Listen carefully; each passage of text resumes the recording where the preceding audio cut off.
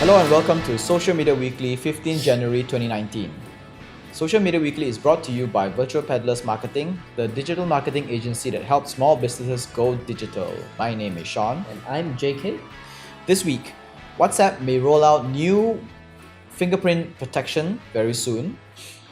Facebook will soon let us share upcoming events to stories. Yay. Many old currency collectors on social media are scammers. Currency collector. Yeah. YouTube finally disables an annoying auto tweet feature. And Twitter partners with NBA on a special live broadcasting agreement. Instagram lets us post to multiple accounts. Back to our stories. WhatsApp may roll out fingerprint protection soon. According to WA Beta Info, WhatsApp has been seen testing a new feature on Android. This security requires a user to provide fingerprint authentication before accessing WhatsApp chat. It will also allow users to provide their PIN or password if the fingerprint does not work. We do hope that this feature comes to all chat apps soon.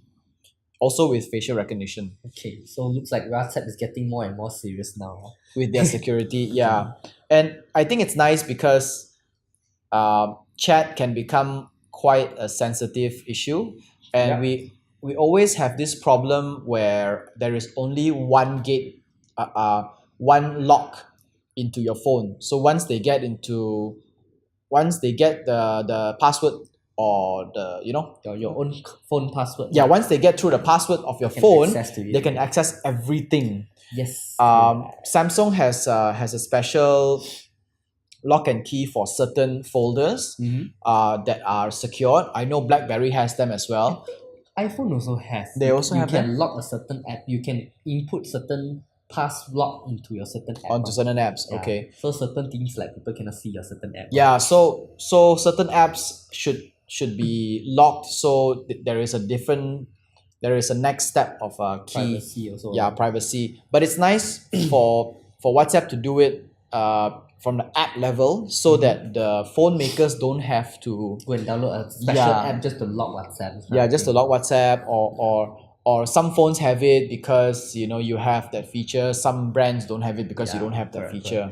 I think it's good also because right now it's like when you have a court case and everything. Yeah. Actually, WhatsApp punya thing can be used as a valid. Yes, can be used against you in court. So if the police goes in and they do something and then they get all the information, so WhatsApp tries to protect the users on this as well. This is good.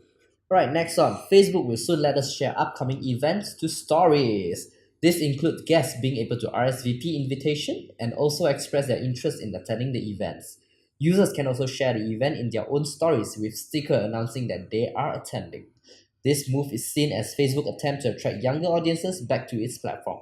After realizing that they are losing the age group faster than initially expected, we just hope that they can bring this feature to Instagram so that we don't have to go for Facebook. Ayo, but it's the same company lah. Yeah, well, the problem is that Facebook has been losing young audience, especially in the US, which is a big thing, and not just the US but globally as well, except for emerging markets where Facebook is a bigger player than Instagram, let's say. Even in Malaysia itself, Facebook is starting to lose traction. A lot of younger people are not even on Facebook, mainly because their parents are on Facebook. They don't want to be associated with the old generation. Yeah. So Facebook thinks that by introducing stories and getting people to go on stories, Facebook can bring back the young audience. I doubt so though, because they try to even link Instagram stories and Facebook stories together. Yeah. The auto function. But even though I checked for a few months already, right, the view from Instagram, let's say I have 300, 400 views. In Facebook, it's like 30, 40. Yeah. It still doesn't work. Yeah. No one. It's so difficult to move people from consuming Facebook from posts onto stories. Correct. Which is a big problem. So I believe that this is the first move of many in 2019, with Facebook pushing for stories and slowly neglecting posts. They are starting with events, so you can now actually post your events with I assume stickers, and other users who see that event, they can RSVP by clicking some buttons, attending or not attending, and then share in their stories as well, and then that goes That goes viral. out lah. And the best thing about it is this kind of announcements only stay for 24 hours and then it disappears and nobody will ever see it again. So they have to post again a new So announcement. let's just say, for example, if they want, they can post again, but people these days like that whole temporary version of Temporary stuff. thing, Yeah, a lot of people like quickie lah nowadays. yeah, you they know. like quickie. They don't like to stay for a very, very long time. Yeah. Well, this is specific to Malaysia. Many old currency collectors on social media are scammers, if you don't already know. So if you have come across people offering north of 41,000 ringgit for some old notes and coins, beware, because they're mostly scammers, according to the Royal Malaysian Police. So this is how it works. Someone will first come to you to offer to buy a note, let's say an old 50-cent coin, Okay. for about more than 10 times or 100 times its value. And then they ask you for your bank information, which you give them, All right. which is no problem, because if they're a scammer, how can they scam you? Yeah, without the PIN You know, code and without stuff. PIN code and stuff anyway. So they're supposed to transfer money to you. Here's where the twist comes. You will be told that the transfer has been done, but it was blocked for some reason. So the money does not reflect in your bank account. And then someone who is supposedly from either Bank Negara or Customs Department will call you, telling you that you have committed a crime and you need to pay a fine.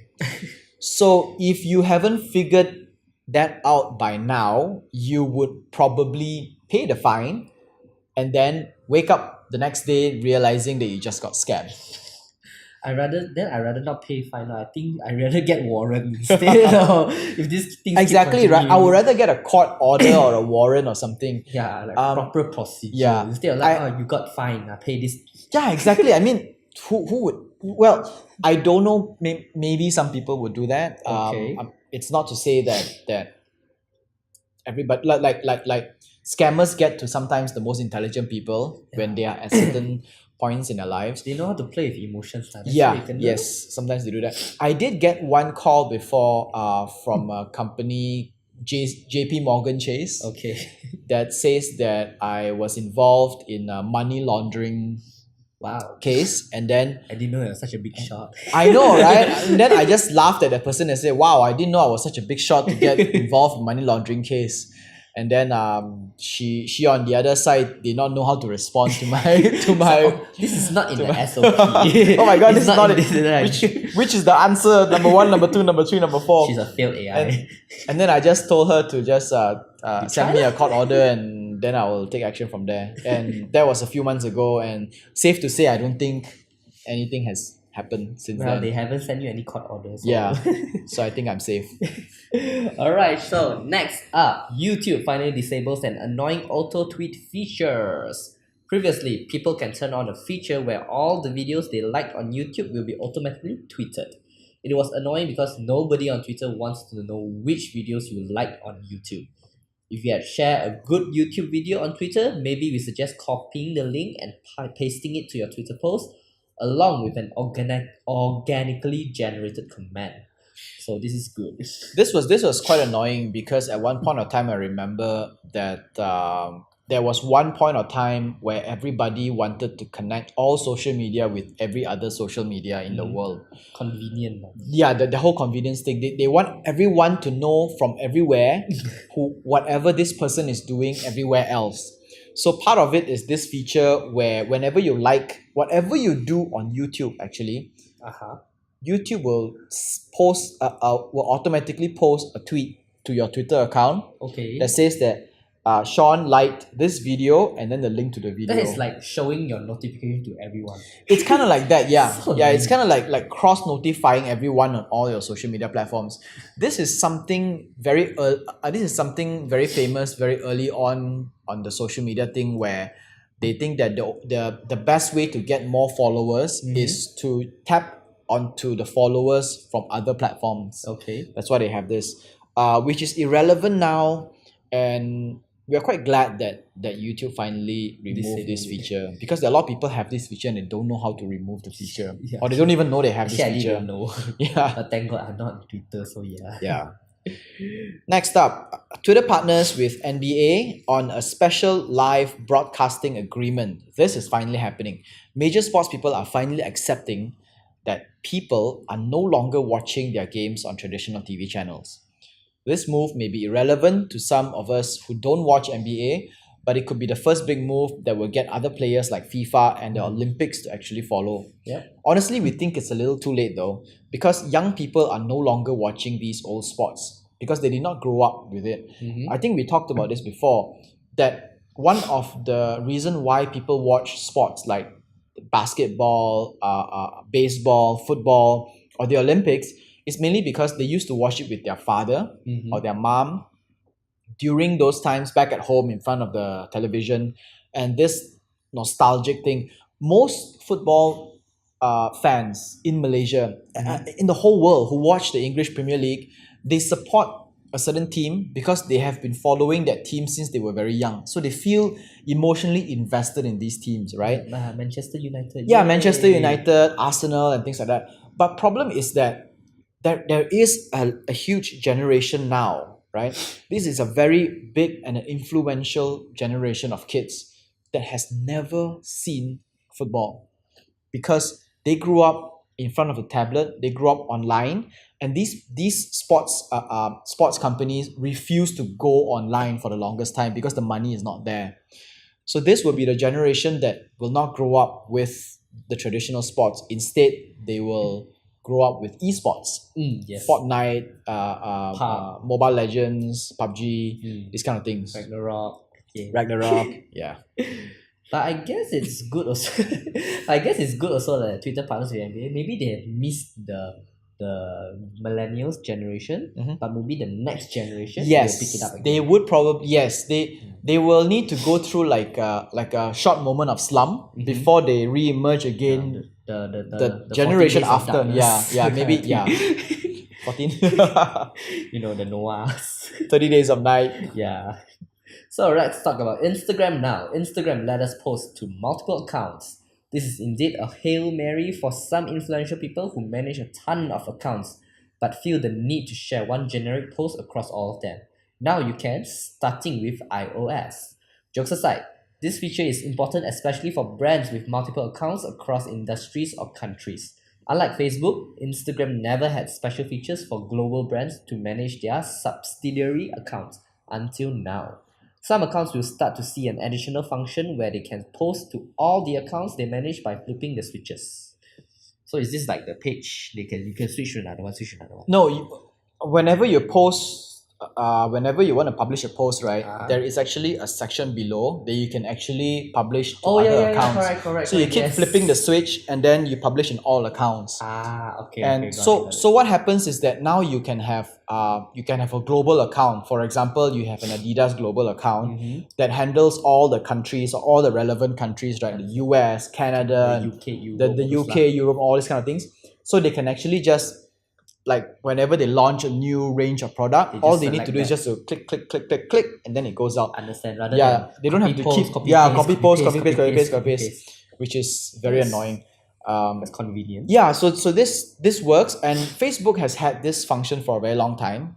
For brands, we know because we manage global accounts and the subsidiary accounts, but Instagram never had this feature, and I Mhm. think it's good that Instagram is They're starting to step into it. step into it. Yeah. Yeah, so probably you can see the same post from Starbucks Malaysia, Starbucks Indonesia. Yes, you know, Starbucks the Philippines. global launching of some global event. Yeah, then global Malaysia will post their events. Malaysia event. Yep. Philippine things. Yep. That's good. Yeah. All right, so that's all for Social Media Weekly episode 15 January 2019. Social Media Weekly podcast is available on Anchor FM, Google Podcasts, Apple Podcasts, Spotify, and more. Our full videos are available on YouTube, and we post bits and clips on Instagram and Facebook. That is all. My name is Sean. And I'm JK. Au revoir. Sayonara.